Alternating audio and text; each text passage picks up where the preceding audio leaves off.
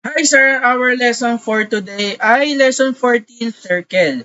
A locus of a point which moves at a constant distance from a fixed point called the center, H and K. And the said distance is called the radius. Ito po yung kanyang mga formula.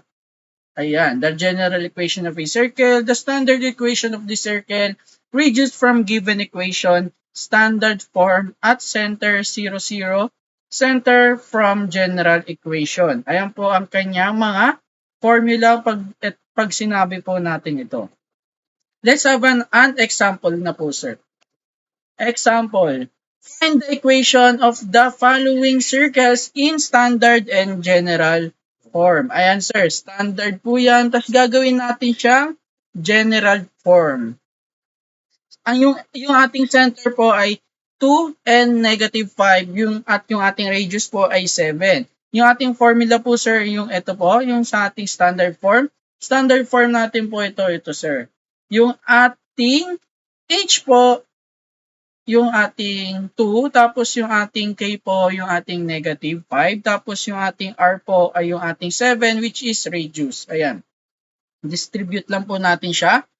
At ang gagawin naman po natin sir ay tatanggalin lang po natin muna si negative 5 para maging positive. Ayan. Tapos si 7 squared natin, i-ano na po natin, i-simplify na po natin para maging 49.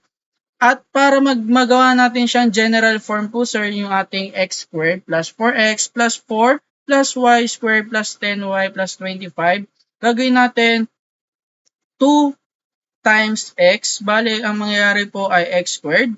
Tapos, 2 times x, x times 2 times 2, magiging 4x. Tapos, 2 times 2, 4. Next naman po natin ay 2 times y squared. Tapos, y times 5 times 2 magiging 10y. Tapos, 5 raised to 2 magiging 25. Ang next naman po natin gagawin sir ay yung ating 49 po sir, i-distribute natin sir. Didistribute po natin si 4, i-move natin si 49 para may lumabas po siyang 0. Kaya magiging negative 49 po siya. Kung kanina positive 49 ngayon, negative 49. Tapos naman po, ang next nating nagagawin na step ay yung ating positive 25 minus 49 kaya po siya naging 20. Ayan na po yung kanyang final answer. Bale, general equation nga po ang next natin hinahanap, general form, aayusin lang po natin siya. Bale, ang pinaka-final answer po natin ay x squared plus y squared plus 4x plus 10y plus 20 is equal to 0. Ayan po ang kanyang formula na general equation. Ayan po sir. Ayan lang po yung ating example for the lesson sa ating ngayong araw.